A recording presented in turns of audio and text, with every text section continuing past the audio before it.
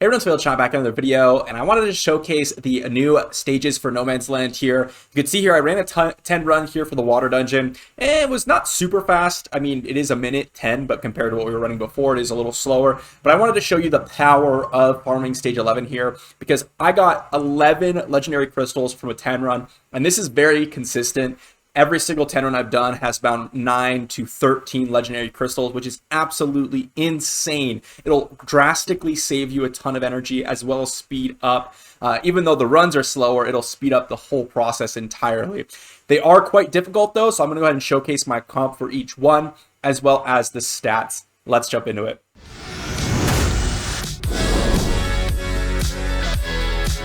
So Bain wraith is up first, and I have not finished off the LD ones here because I do not want to rearrange my gear for them. We'll go over the mechanics here and suggest some things, but I have finished all three of these at 11, and I'll just go over my comp and stats here. Bain wraith is no different, pretty much. The only exception is double the stacks of block. So the same mechanics apply, and the things that you need to worry about apply, but you're going to need some massive joint attack and counter attack damage in order for you to get through it. So we're using, we're going to start off with Jacob here. We're using Jacob. Here's the stats. He's got a curse set. He's going to have 4.2k attack, 300% crit damage. The speed doesn't really matter too much. We're using him for all the bonus turns and the joint attacks. Next up is going to be William here. We're using him for the counter attack. William actually does die every once in a while because of how much true damage the boss is dealing. So actually stack a bunch of HP over defense on William. And that can cause a fail every once in a while, depending on the run, of course. It's like a 95% win rate for me right now. 20k HP, 93% focus. Next one is Marion Shadowblood, and she is at 224 speed. I'd like this to be 235, but I couldn't get that and the max crit rate. So here we are, 3.3k attack and 204% crit damage. And the last one is going to be Garel here. He's going to be used for the counterattack on every single skill, or every time the boss hits you. He's at 4.5k attack and 269% crit damage. None of them have special sets except for Jacob and William. William has the revival set and Jacob has the curse set. So let's jump into a run here. We have the fire spell and the healing spell, which will help us deal an extra hit to the boss as well as getting that heal off. Now, as I said, this isn't a 100% win rate. It's about a 95% win rate because William does die if he takes 2 hits of the boss, and that will cause a failed run. So the job of Jacob and Garel and Marion Shadowblood here is to make sure we don't get to that point. But it does happen every once in a while. So you can see here, let's go ahead and cruise through all of these enemies. And there we go. Move on to the next stage, and we're just trying to get through this initial block because the initial block only has 10 stacks. So if you're able to go ahead and get through that and then push really hard to kill off the boss in this one turn, you absolutely can do it really quickly. If you cannot, the boss ends up taking a bunch of turns and you're gonna have to chew through the 24 stacks of block, which is really rough. So you're going to want to just burst him down as soon as you possibly can for this one, if obviously you have the ability to. But it's not super difficult because Jacob here will go ahead and pop his ultimate right on time, and he'll go ahead and just do a bunch of attacks here. So if Marion Shadowblood joint attacks, if we got that speed up, or if Jacob curse procs a little bit more, then we will go ahead and finish this off in one round. And you can see here, already at 12%, and then there's 1%, and then Garel's going to finish it off with the ultimate. So there you go. There is the Bain Wraith completed. Honestly, not that slow at all. It's going to be about a minute 30, I think. Yep, minute 30 right there. But you can see here, I only did one battle, and we immediately get a legendary crystal, which is absolutely insane. So definitely awesome. Let's jump over to the Flame Lizard here. The next one up is going to be the Flame Lizard here. And what is new? Well, same mechanic, Spark, the extra attack, and bonus turn when defeating an enemy. They have 100% lifesteal, so that's pretty insane. And it amplifies damage taken by 50% if affected by a control effect, which is insane as well. And they apply 3 Spark instead of 1 or 2 or 4 Spark, which is, again, extra 20% damage. Or 80% damage if you get it all. What are we running? Well, we're going to be running William as well in this one. Then we have Opal here, and she's going to have no specific set, 4.8k attack, 312% crit damage. Excellent build there. Ciara with an Avarice set, 4.7k attack, 237% crit damage. I will say I have all these characters geared, and if I move gear around, it'd be much easier, but I didn't want to do that here. 4.4k attack, 260% crit damage on Nathalia, and I already went over William's stats earlier on. Stats do not change for William. Whoop, that's the Wrathful Flood. Let's jump into a Flame Lizard run here. Just do a single battle. See how fast it is. And this is quite a tough one because you're going to have make sure that your characters survive. So bringing in someone like Jonathan with his recent changes and Hackford is going to be really, really awesome for this dungeon, actually. So keep that in mind because you're going to have the extra shielding from Jonathan or the extra defense up. Because you'll see here when the Flame Lizard takes a turn, which he will, he's going to deal some massive damage to us, to be honest. Here we go. Boom. You can see there, he healed for quite a bit, and he almost one-shot our characters here. So we're going to have to make sure that we deal with him on the following round before he gets an extra turn because we do not want to get one shot and then have him chain together a bunch of skills. But we're going to go and join attack with William, and Opal's going to finish off the deal. There we go, and the Flame Lizard's dead. So Flame Lizard is still decently easy if you have the stats.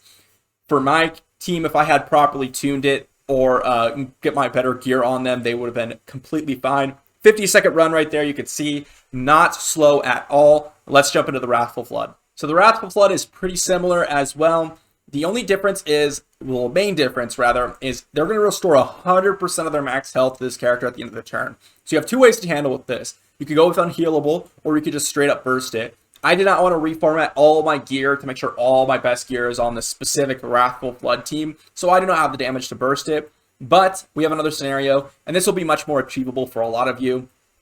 This Water Arrow now applies Frostbite, and the Rough Waters applies absolute 0, so true damage based on the target's max HP at the start of their turn. Those are the two big mechanics that are different.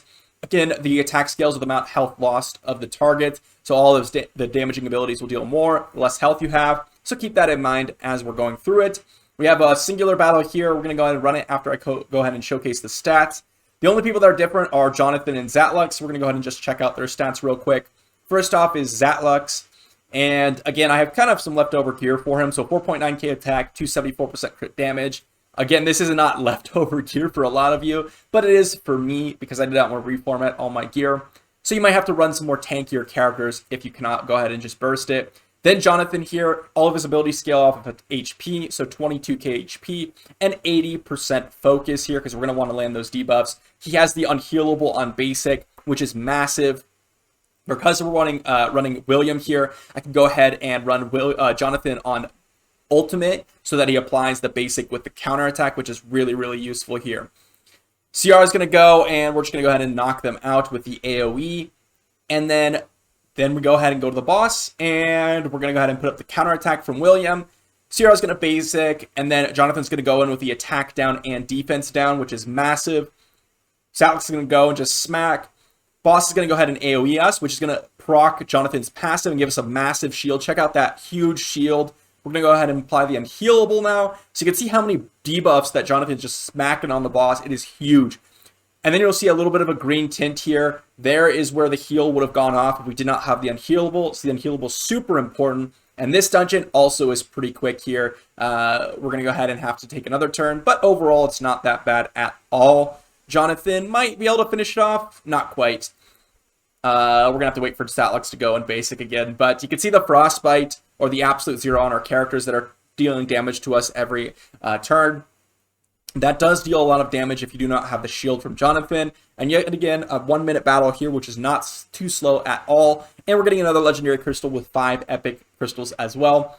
Absolutely, absolutely worth running here for these stage 11 dungeons. Super, super excited that they're in the game because it'll make all legendary skill farming much, much easier. Let's just go ahead and jump over to the light and dark ones really quickly.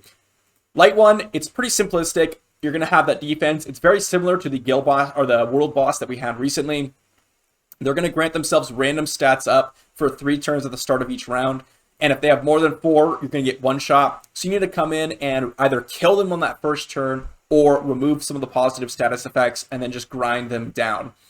Then we have the dark one, which is the Shadow Captive, and we're going to have resistance piercing to death mark and permanent immunity to all negative effects. That's quite big. 100% speed, so you can't outspeed it. Death mark is going to apply. It's very similar to the world bosses we saw recently. It's going to apply death mark and additional death marks, damaging all enemies, and it's going to deal bonus damage versus people who have death mark. So you're going to have to run in with some cleansers or just burst out the boss entirely. They do big damage with the death mark. All these bosses do a lot of damage against your damage dealers, so you're going to have to kind of play with their mechanics. You can't just run in and burst it. For example, Flame Lizard, you're going to need those crit hits to reduce the spark. Bain Wraith, you're going to need those joint attacks and bonus attacks. Flood, you're going to need the unhealable, or you're going to get straight burst it, which you can do for the Flood. Light, you're going to have to remove positive status effects or burst it. Captive, you're going to have to remove these death marks on yourself or burst it. If you have the damage, you could burst these ones, but it is decently difficult. I imagine you could run Zitlin for these light and dark ones and just do half the damage, and it's not that big of a deal. But for the light, at least, you're going to get one shot if you run Zitlin without stripping, because you're not going to last 2 rounds. You're going to last that first round, and then you're going to die after, so keep that in mind. That being said, that is the elemental dungeons here, as well as the light and dark.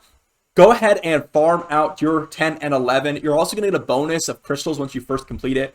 So do go ahead and finish off these stages, because they're super important if you plan on farming out any legendary skills in the future. I would not even recommend, if you are later on in the game and you have most of your content completed, go ahead and farm up the ability to farm these stage 10 and 11 dungeons before you build out any other legendary in the future, because you may save 500-600 energy, maybe even more than that, when going ahead and farming these stage 11 versus stage 9. Huge bonus. Very happy with this. Huge quality of life improvement in terms of being able to spend our energy in other ways. That being said, that'll be it for this video. Let me know what you think about stage 10 and 11 dungeons, whether or not you are going to complete it yourself, and whether or not it's a good update. I think it's a great update. I'll see you for the next one.